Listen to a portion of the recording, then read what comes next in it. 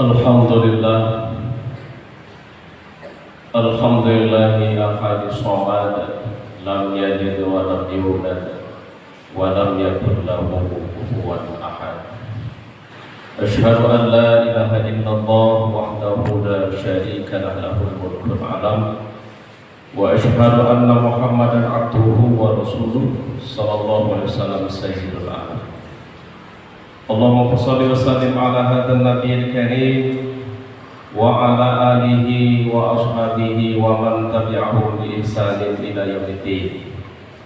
Fa ya ayyuhan nas, inni usikum wa iyaya bi taqwallah, faqad fazal muttaqun. Ittaqullaha haqqa tuqatih wa la tamutunna illa wa antum muslimun. Qala Allah Ta'ala fil Qur'anil Karim, a'udzu billahi minasy syaithanir rajim.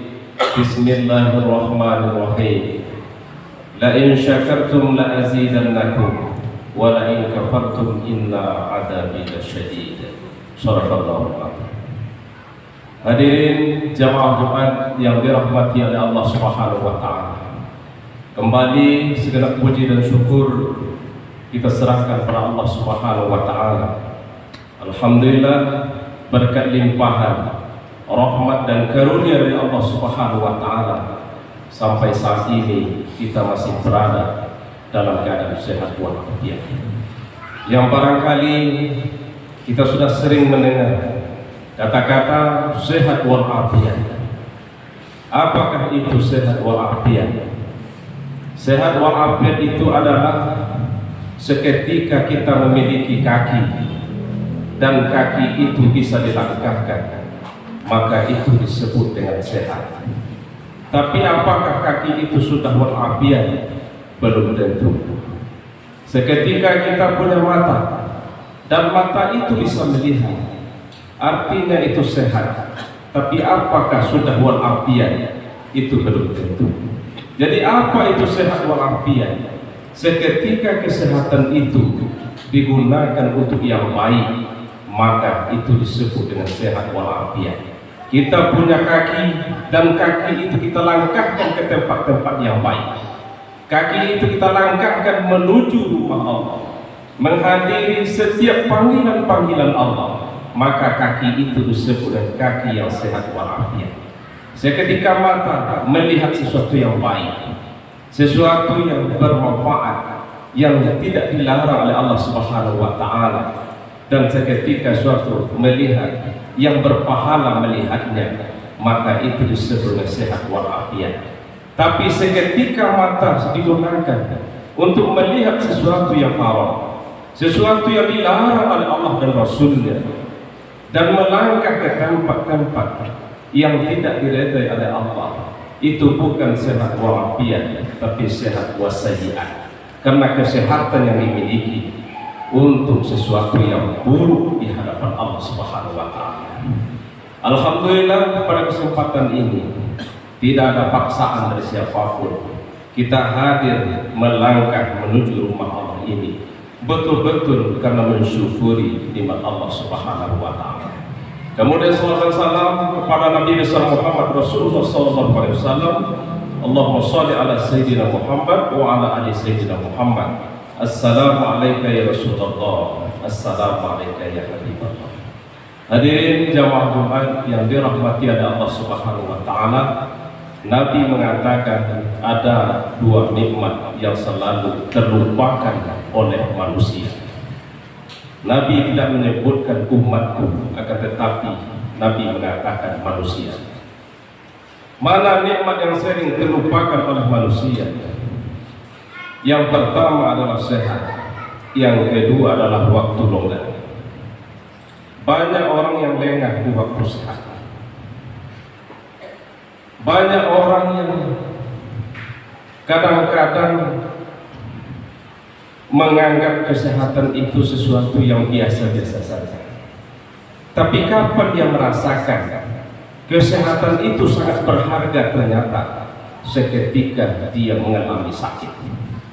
Seketika kita sudah sakit, maka tidak ada permintaan yang bermacam-macam, tidak ada keinginan yang lebih tinggi terkecuali hanya sehat. Hanya kesehatan, karena sehat yang diminta satu-satunya, tidak yang lain. Bukan makanan yang enak, bukan minuman yang enak-enak, bukan buah-buahan, bukan harta yang banyak, bukan rumah yang megah yang jadi keinginan. Akan tetapi yang jadi keinginan adalah bagaimana bisa sehat secepatnya. Bahkan banyak orang tidak sabar dengan kesehatan ini. Kalau tidak sembuh dalam 2 hari berobat ke tempat ini, maka akan cari tempat yang lain. Andaikan tidak ada uang, diadakan.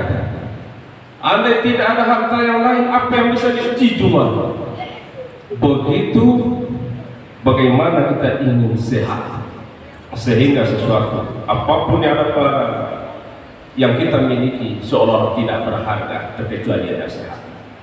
Jadi sehat itu tidak bisa dihargai dengan apapun. Sehat itu tidak bisa dibeli. Tapi kadang-kadang Allah Subhanahu wa Ta'ala, seketika kita sudah sehat, kita lupa betapa susahnya kita dalam keadaan sakit.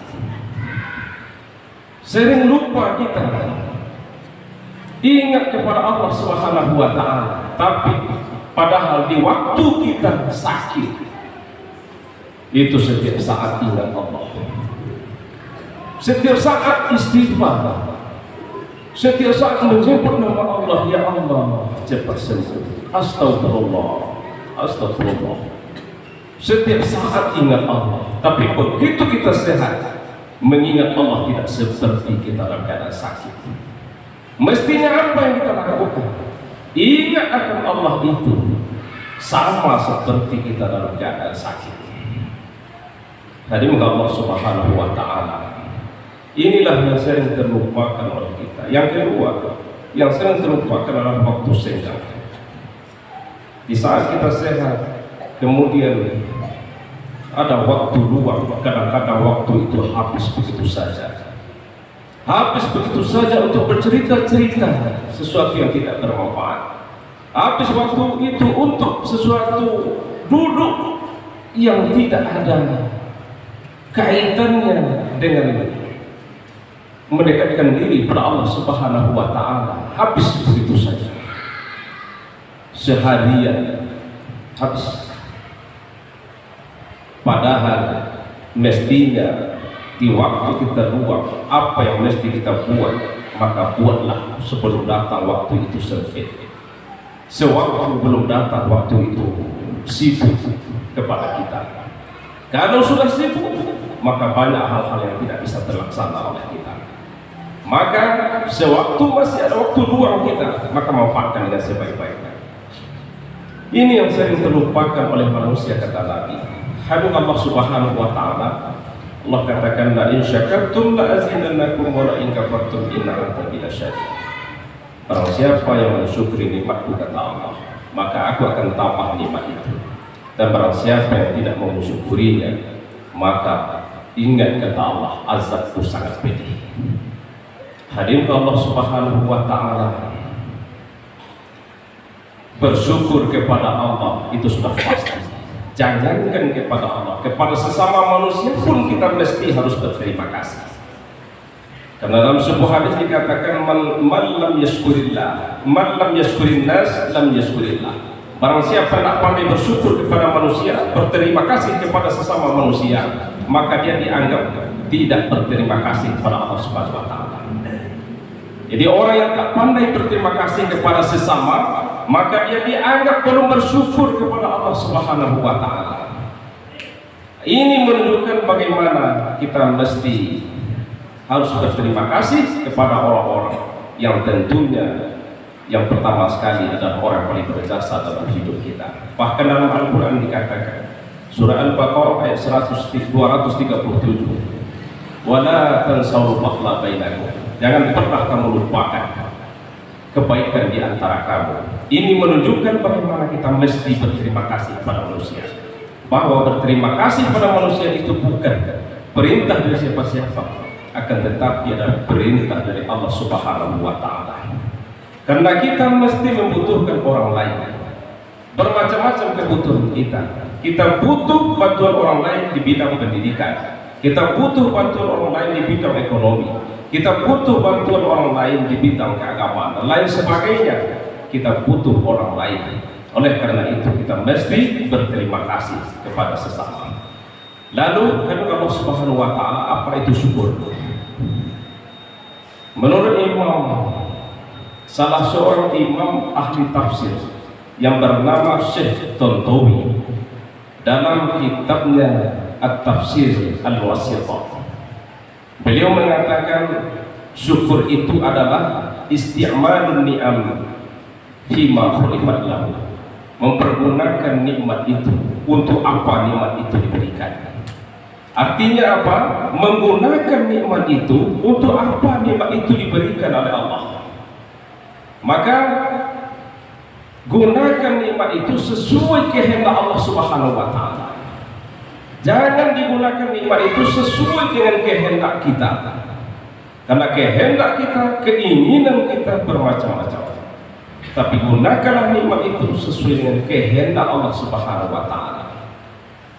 Kemudian dalam sebuah tafsir yang bernama Kitab Al-Fatawa karangan Syekh Abdul Halim Mahmud, kata Syekh Abdul Halim Mahmud, seseorang dikatakan bersyukur apabila memenuhi 3 syarat. Apa syaratnya? Yang pertama, sadar betul atau mengakui bahwa apa yang kita miliki saat ini itu adalah berkat anugerah dari Allah Subhanahu wa taala. Apapun yang kita miliki hari ini, apakah itu berupa harta benda, berupa rumah, mobil, dan aset-aset lainnya, termasuk kebun yang luas yang kita miliki, kita sadar bahwa itu adalah anugerah dari Allah Subhanahu wa taala. Itu bukan karena kehebatan kita, bukan karena kepintaran kita dalam mencari nafkah, bukan karena kepintaran. Kalau itu karena kepintaran, barangkali banyak orang yang lebih hebat, banyak orang yang hebat, banyak orang pendidikan tinggi, tapi kadang-kadang bukan itu yang menjadi ukuran. Kalaulah orang hebat akan menjadi ukuran banyaknya harta yang dimiliki, tentu para profesor, para doktor yang banyak hartanya.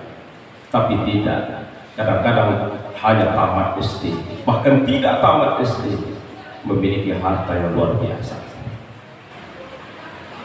Artinya apa? Bahwa nikmat yang kita miliki itu bukan karena kehebatan dan kepintaran kita, tapi betul-betul adalah anugerah dari Allah Subhanahu wa taala. Itu pemberian Allah. Perlu kita yakini. Ketika kita sudah yakin bahwa ini adalah pemberian Allah, maka kita akan menggunakan harta itu sebaik-baiknya sesuai dengan kehendak Allah. Yang kedua, kata Abdul Halim Mahmud, seseorang katakan bersyukur apabila dia memanfaatkan nikmat itu sebaik-baiknya sesuai dengan kehendak Allah Subhanahu wa taala. Mestinya nikmat itu seperti apa? Untuk apa digunakan? Allah menginginkan nikmat itu digunakan sesuai dengan kehendak Allah, artinya di jalan Allah. Seketika harta itu keluar untuk sesuatu yang tidak ada hubungannya dengan kebaikan,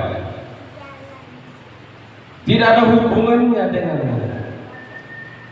kehendak Allah Subhanahu wa taala, seperti untuk membeli sesuatu yang dilarang oleh Allah, membeli minuman, untuk berjudi, untuk acara-acara perayaan, katakanlah acara-acara yang di sana diadakan pesta pora termasuk minuman.